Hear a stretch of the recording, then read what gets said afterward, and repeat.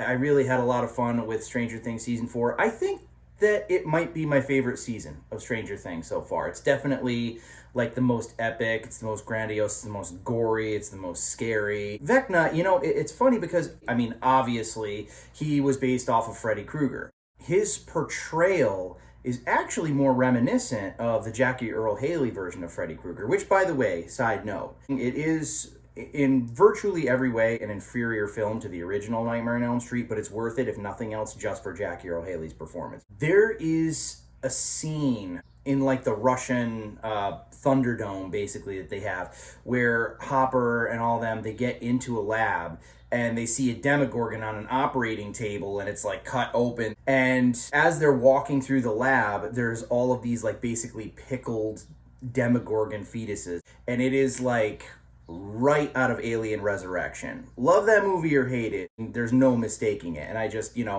Winona Ryder was there, so I was like, okay, they're really on the nose with things in this show, but the overall story of this show is actually quite original and creative, and the way that they incorporate all of these really on the nose 80s things, it doesn't feel like just totally, hey, remember this? I mean, it does, but it always works. It always helps to further the plot. There is a multi-pronged attack in this show. Every character, unbeknownst to them, is working together. Hopper, Joyce, whoever that guy is with the glasses, and the Russian dude, you have them all working to fight the Demogorgons and the Demo Dogs. Yeah, like everything Stranger Things is in Russia, basically.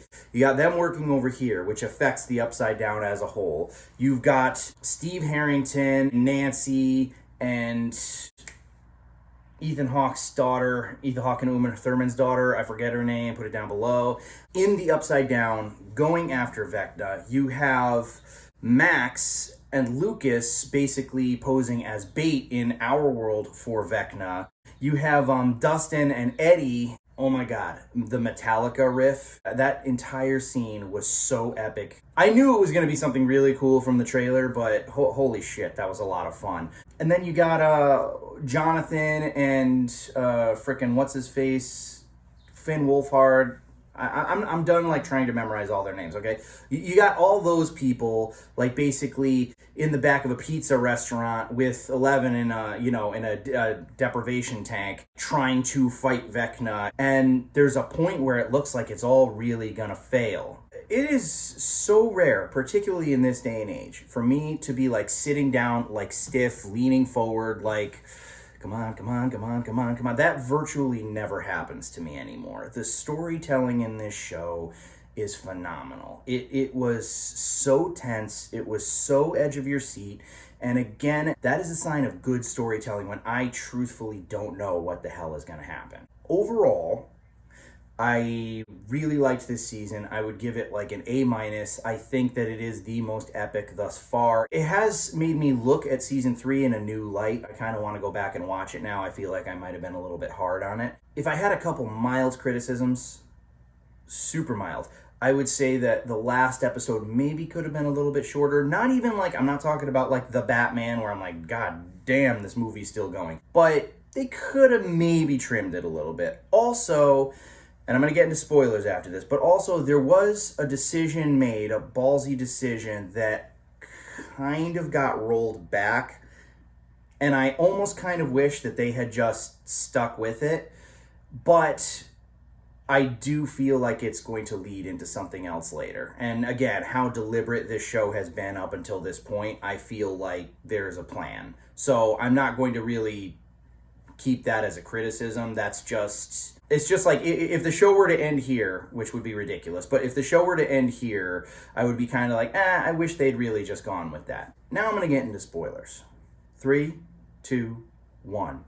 So, when Vecna captures Max again, I was sort of like, I don't know, I think this might be it. Because on one end of the spectrum, it's like, you can't see that really happening to one of the Stranger Things kids because the death is so brutal, like the eyes getting sucked in and the limbs like snapping. You can't really imagine that happening to one of the Hawkins kids. On the other end of the spectrum, I wasn't really that sure that Max was going to make it out the first time. That scene was so tense. I'm like, dude, This could be a last second thing. So, Vecna partially gets Max.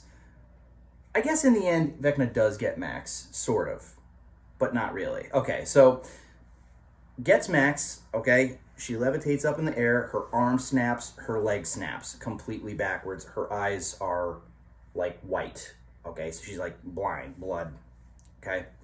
She falls down. And I mean, at this juncture, everybody's screwed. Steve Harrington, Nancy, they're all like, they have the vines on them and stuff like that. What it really comes down to in the end, honestly, is Hopper and Joyce and all of them in Russia, because they start torching the Demogorgons, and because it's like a hive mind, it affects everything. The vines let go of Steve Harrington, and Finn Wolfhard communicates with Elle through the deprivation tank, so she gets a power to kind of like fight back against Vecna, and there's like, again, like a multi-pronged attack that works very well.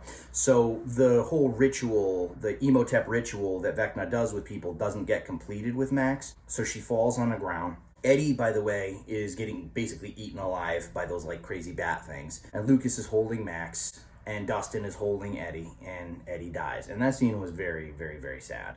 There was even a really nice epilogue that was kind of bittersweet. I was kind of shocked that they killed Eddie so quickly, because he was a really cool character. But that's, again, what makes this show so great, is you really don't know what's going to happen at any given moment. They might just kill a favorite like that, you know? Or somebody that you just met. They'll make you fall in love with somebody, and then just boom, guess what, they're dead. But yeah, Lucas is holding Max, and Max dies. And the whole thing about this is that it's the fourth death, and there's supposed to be four that create this cross, essentially, earthquake, that is a ginormous gate in Hawkins, where the Upside Down is going to come through. So this is like season 4 of Supernatural, and like the Hellmouth is open now. Dude, that Satanic Panic kid, like when the ground starts cracking open, he's lying there because Lucas beat the shit out of him, and it just like the crack just goes like right through him, and he's like, ah, and he like melts in half. It's like, holy shit. But at any rate, like Max dies in Lucas's arms, and Hawkins gets engulfed by the Upside Down, essentially. And I was like, fuck. I was like, that's crazy. That's nuts. But then 11 goes like, no, not now. You know, kind of a thing. And like puts her hand on Max. And then it skips to 2 days later. And the show essentially leaves off with all the weird little floaty things. So it's like, it's still Hawkins, but you know that like the worlds are kind of merging. Which sucks, because that's actually very similar to a story idea I have. But anyways, so basically it's revealed that Max is in a coma. She's in like a body cast, obviously, because her arm's broken, legs broken, all that. I would have just gone for the jugular and not had Elle do that, you know, Neo thing. But again, the fact that she's in a coma, I think that it's going to tie in, because everything up until this point has been very deliberate. So I have very high hopes for season 5. Season 5 is going to be epic, because this is full-blown, like... There's no like doorways anymore. Like there's a huge hole torn between the Upside Down and our world. So it's going to be the most epic season. It'll be interesting to see who makes it out alive. Stranger Things season 4 was pretty damn awesome. Like I said, I give it about an A-. You know, they could have cut it down a little bit on that last episode, but other than that, pretty damn good. And you know, has my fullest recommendation. And that's all she wrote.